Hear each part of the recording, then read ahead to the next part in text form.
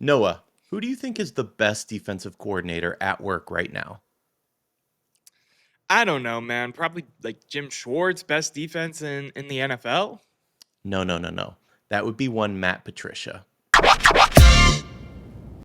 Let's just jump right in because we're going to recap the Ohio State win against Minnesota last week, and then we're going to preview Ohio State versus Illinois. This is an interesting matchup coming up, too, because it was slated as one of the bigger games. Obviously, Illinois got blown out by Indiana. So it's they're a little down the ranking now. But let's start with that win over Minnesota. Once again, Ohio State just keeps on rolling. Yeah, they keep on rolling. They keep on looking good. There's not crazy things to write home about. Everybody keeps getting better week in and week out. We saw Bo Jackson basically get a start in this game and do phenomenal things with said start. Uh, Obviously, it's a running back by committee still, but it's just been lights out for the Ohio State Buckeyes. Business as usual. All of my hesitations I've had before the season and let's pump our brakes, new quarterback and all that. There's nothing you can complain about because they look like the best team in football right now, week in, week out. We'll see what happens as we continue down our scheduled path. But for all intents and purposes, this feels like a preseason to me now, Eric. Yeah, they do certainly look like the best team in football. Just as a reminder, each team so far has pretty much drove down the field on the first opening salvo and scored 3 points, and then we lock it down from there. In the game against Minnesota in particular, we scored 42 unanswered after that field goal. We still have Yep. not given up a red zone touchdown to any team, and this defense is leading the way. But each week, like you said, the offense continues to just click.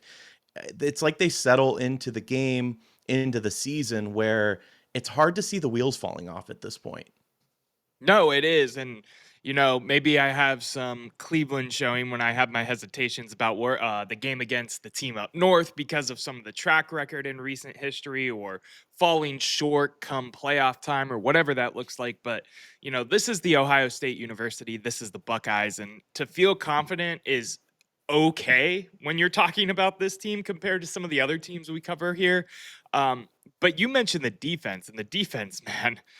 OSU holds Minnesota to 68 rushing yards, 94 passing yards in that game. It was absolutely electric. I was out and about in ye old Kent State Maction country watching it, having a couple, what's those called? What are those called? Rumpelman shots. There you go. Mm, I couldn't remember. I almost said Jaeger bombs. I don't do oof. Jaeger bombs. I would never Yeah, do a Jaeger yikes. bomb. Um, but no, we were out and about for a friend's birthday, and I was able to watch the game and chop it up and do that kind of thing. And the Buckeyes are fun, man. They're fun. They get boring in the second half because you want to, watch something maybe a little more putting you on the edge of the seat. But business as usual. Go Bucks. Yeah, they gave up just 162 total yards. And I want to talk about Minnesota's coach giving praise to Ohio State for a second. You have a quote here, but in the quote, he says, "Some nights you just get your butt kicked. You got to give credit where credit's due. They dominated all three phases and won the line of scrimmage. That's a really good roster, and that's a really good football team. And you need to credit them on doing what they do and the way they've adapted to college football their way, the way they've adapted to college football their way." Um, he also went on to say, though, that it's one of the best defenses he's seen period in coaching college football. That they expected one thing, like in that first drive, like, okay, this is what we have. They're settling into this type of defense, and then they completely flip the script, adjust, and give looks that you just don't see at the college level. Matt Patricia has these guys playing at a level that is more professional like than most colleges have seen ever. I feel like this is the Ohio State hype fest every time we come in and do our once a week recap on what's going on with the Buckeyes until we get closer to what is the postseason and whatnot. Because it's business as usual. This team looks electric. This defense looks electric. To have a guy like PJ Fleck, which was the quote that you were talking about, come out and say what he has to say about the Ohio State Buckeyes. PJ Fleck's a good coach, in my opinion. Um, but Minnesota is not the program that Ohio State is. So No.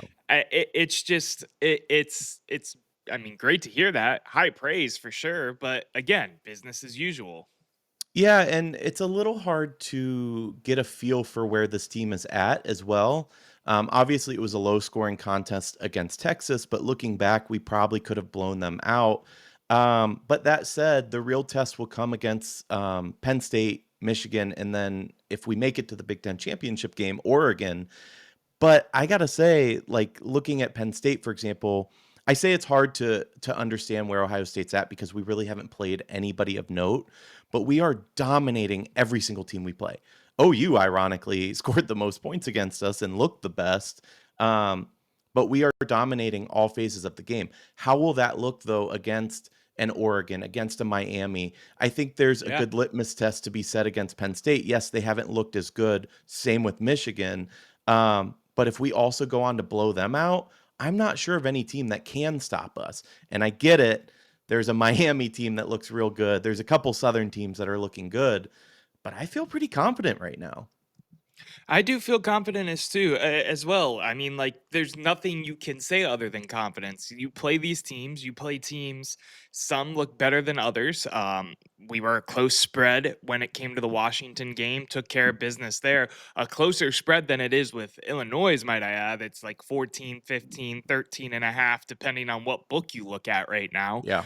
Um, we're taking care of business. We're doing our thing. And there's not much more that can be really said until we continue on down the path. Are you worried about this Illinois matchup whatsoever? No, I'm not worried about this Illinois team at all. They go to Champaign Saturday. It'll be part of Fox's big noon kickoff. We won't lament how we dislike that any more than we've touched on before. But that said, the line is like 15 and a half, like you said. That's a huge spread for a team that was ranked pretty high not that long ago before that blowout. Indiana blew them out. They are playing for one of the coolest trophies in college football. Are you aware of the Illibuck Trophy? Yeah, you're taking my thunder right now because there is one thing I'm focused on for this Ohio State Buckeyes team right now, and that is the Illibuck Trophy. That was a turtle at one time, and now there's been about 10 different iterations of it in this wood. And if I don't see this image on my TV screen on Saturday, something has gone absolutely wrong because I want to hold that. I would love to hold the turtle, but I want to see us hold that turtle high, proud, up in the air, ready to continue to be what has been a dominant one-sided rivalry between uh, Illinois and Ohio State. Obviously, this has gone kind of down the rabbit hole of not being a yearly thing anymore because of conference realignment and whatnot. But Ohio State leads the series right now, 68-30, with some ties in there as well. And I expect it to be that lucky number 69 come Saturday. It's a good number. What's funny is I've been busy and we didn't really pro much for this show because we know what we're talking about. I brought up that trophy not even knowing that you had prepared that and had that photo in there, which is funny. So Yeah. we both wanted to talk about it. Um, how long into the game do you think it will take for you to pronounce Illinois correctly without the S? Did I say Illinois on air already? Yeah, It's yeah. Illinois. It's whatever. I'm just They're giving you little crap. bro. Oh, I know. They're the little bros of the Big Ten, just like everyone else is, except unfortunately that team up north. So everyone else So is getting little broed, and I can say whatever name I want to here on air. ironically, my first Ohio State game was in 2007 against Illinois at the Shoe, a game in which we lost because their quarterback, Juice Williams, went off, ran all over the field against us. So I have a bit of a sour taste still for Illinois. I don't care how bad they are and how good we are. I want to pummel them. I want to put it away in the first half. Make no mistake about it. And they do have some positives. They have a big passing attack, and they've been efficient, but here's the thing. The way that Ohio State plays their defense, they get you into third and long situations, unlike probably any school in college football right now. Um, they have a front that is patient. I talk about all the time how if I have one issue, it's that we don't really get to the quarterback. But then you look at stats and we're sacking them 7 times in a game. We do. We're quiet about it sometimes.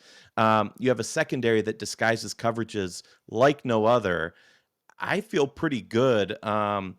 And it, correct me if I'm wrong. I believe Illinois has not turned the ball over this season, if I'm not mistaken.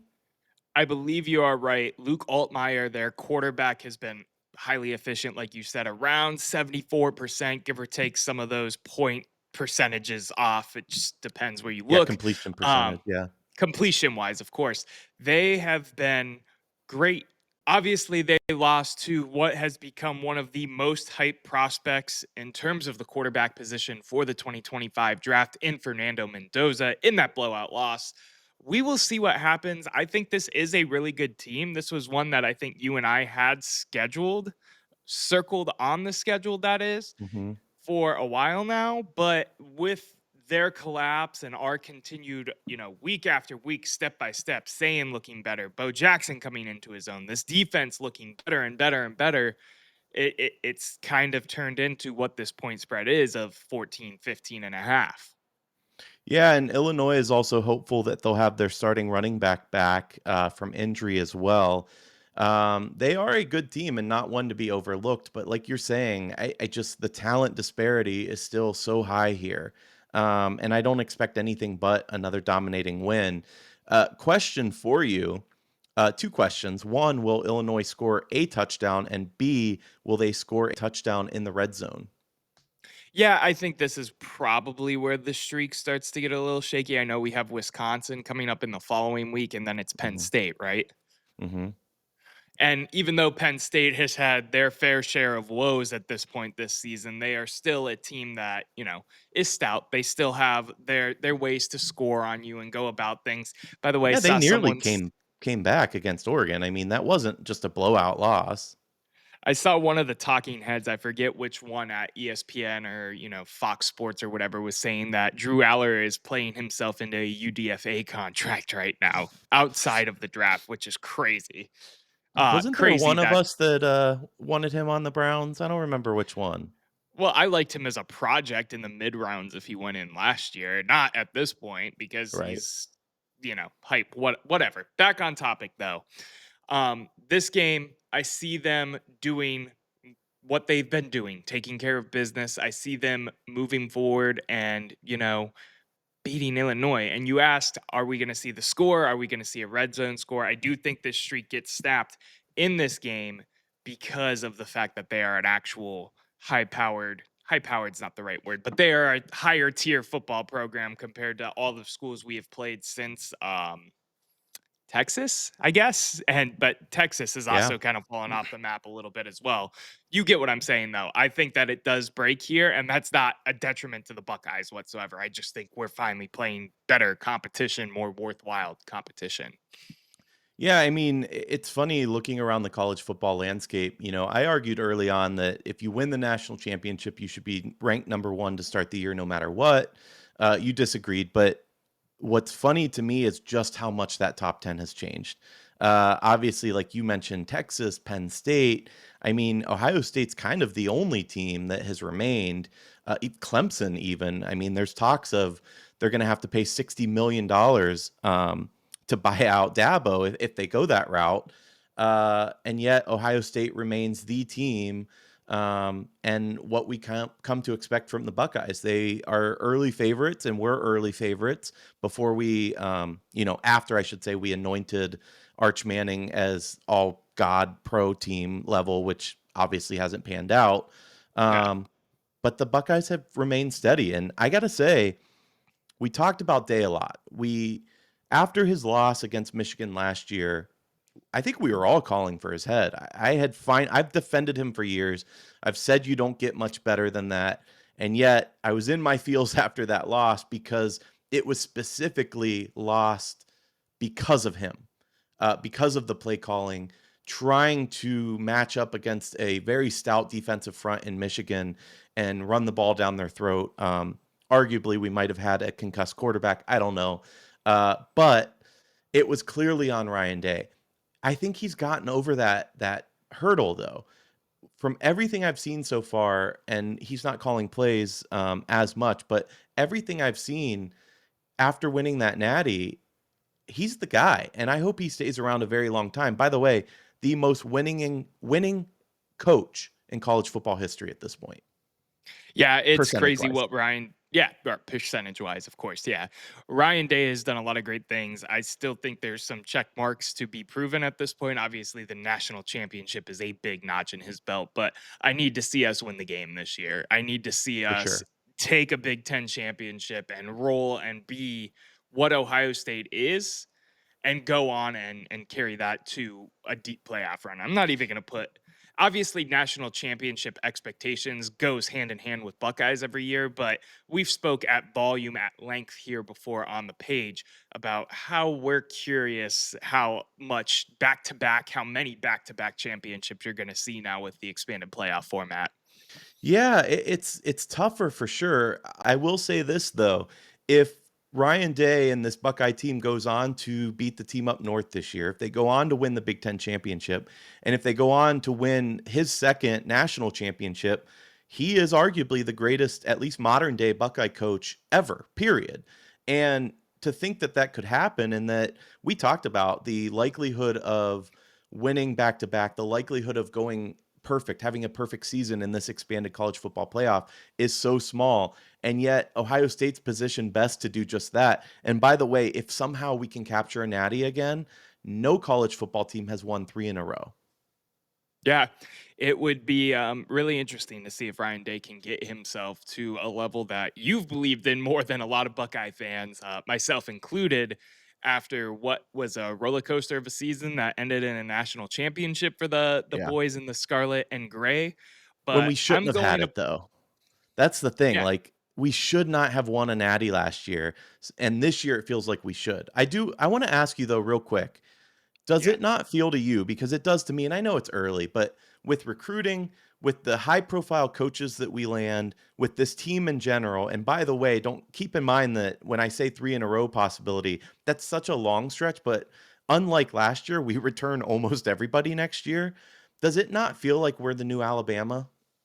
And you got to prove yourself, but Yeah, you know I don't like going down that rabbit hole. I don't like being the overconfident, cocky Buckeye fan, and that starts to grind my gears a little bit. So I'm gonna pump my brakes. You can be in your la la land over there all you want.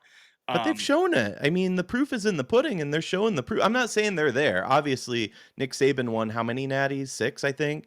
They're not yeah, there yet, but it feels like, I don't mean that they're at the level that Alabama was. What I mean is they are the new team in college football that everybody wants to knock off.